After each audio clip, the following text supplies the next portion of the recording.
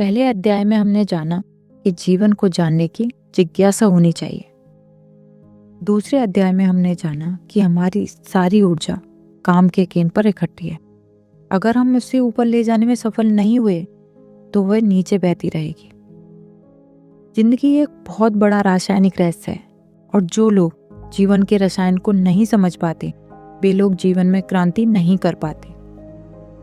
मनुष्य के शरीर के साथ बहुत बड़ी नासमझी हो रही है जिसका हिसाब लगाना मुश्किल है।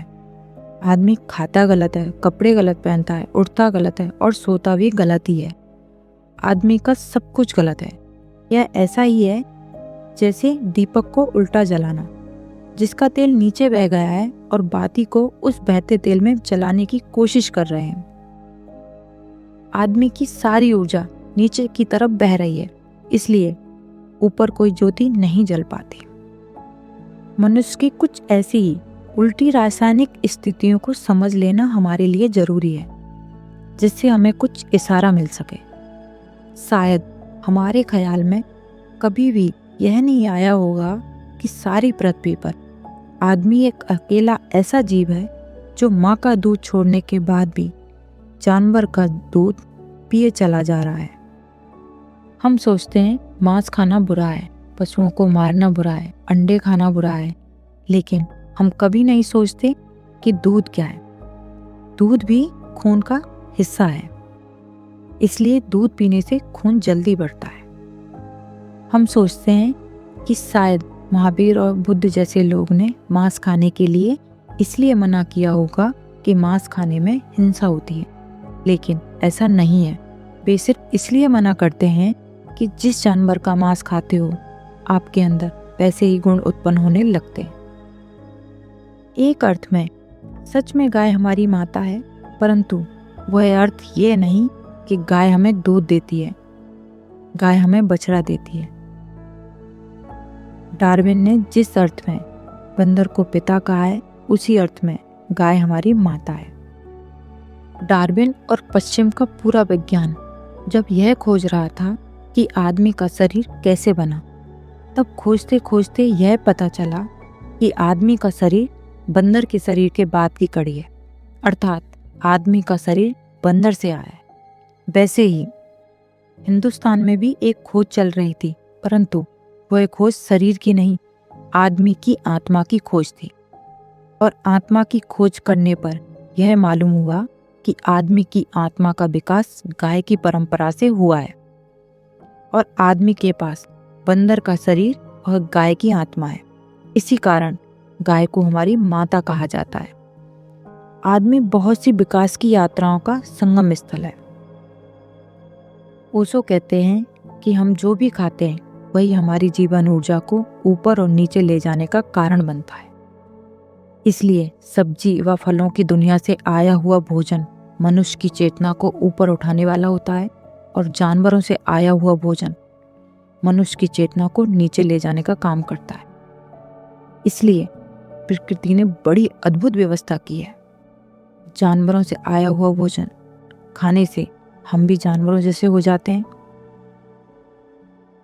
जैसे कोई लड़ाई हो जाए तो आदमी में न जाने कौन कौन से जानवर निकल आते हैं, परंतु आदमी नहीं निकलता, क्योंकि आदमी सिर्फ ऊपर से है, अंदर से तो जानवर ही है। आदमी को बहुत ध्यान से अपने व्यक्तित्व को ऊपर ले जाने वाले आहार व सारे तत्वों से इस शरीर को निर्मित करना चाहिए। आहार का मतलब सिर्फ भोजन नहीं है। आहार का मतलब है जो भी भीतर लिया जाए, चाहे वो आँख के जरिए हो, कान के जरिए हो या शरीर की किसी भी इंद्री से जो भी भीतर जाता है वह आहार है। भोजन भी एक आहार होता है, परंतु सिर्फ भोजन ही आहार नहीं है। आहार का मतलब इंद्रियों से जो भी भीतर जाए और मेरे व्यक्तित्व को बनाए।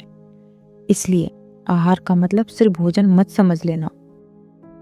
ओशो कहते हैं, अगर एक आदमी को एक ऐसे मकान में रखा जाए जहाँ सब चीजें लाल हों तो आदमी का दिमाग चक्कर खाने लगेगा, और उसी आदमी को एक ऐसे मकान में रखा जाए जहाँ सारी चीजें हरी हैं तो उस आदमी का दिमाग शांत हो जाएगा, क्योंकि लाल रंग आदमी को क्रोधी बनाता है और हरा रंग शांत।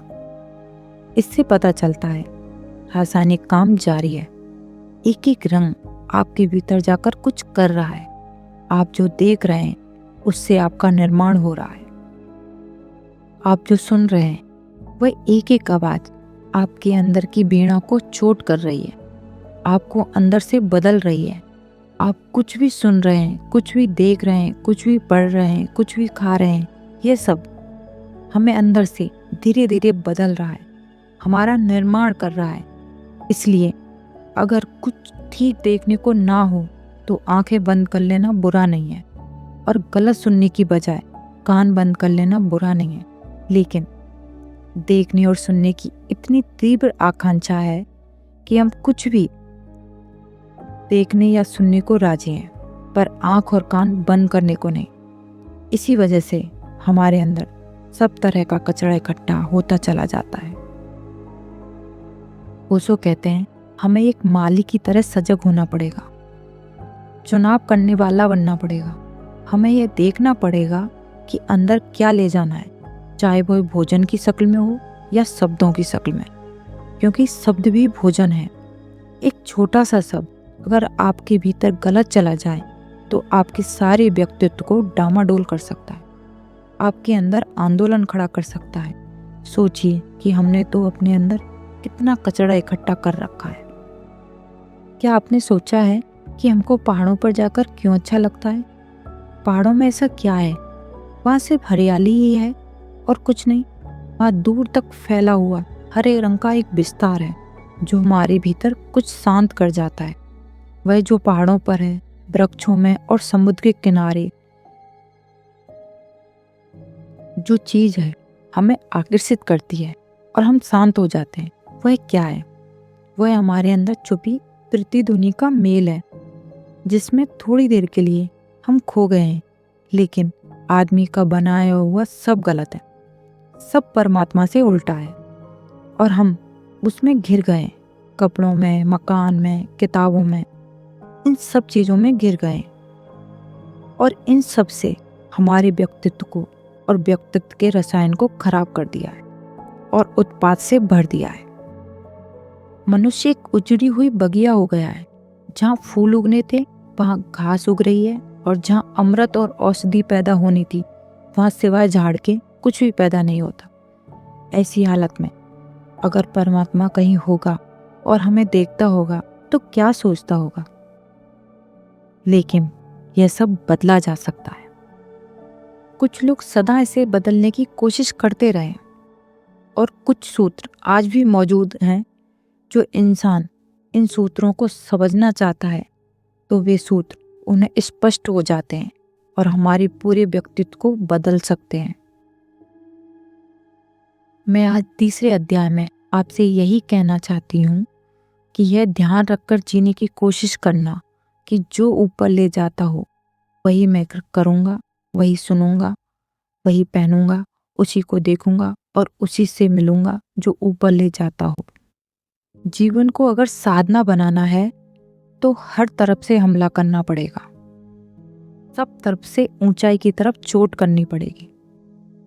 अगर जिंदगी इसी तरह सामूहिक उपक्रम बन जाए ऊपर जाने का तो मनुष्य भी परमात्मा हो सकता है। प्रत्येक व्यक्ति परमात्मा है, परंतु छिपा हुआ। प्रत्येक व्यक्ति परमात्मा है, लेकिन ये संभावना है, सत्य नहीं। संभावना सत्य बन सकती है।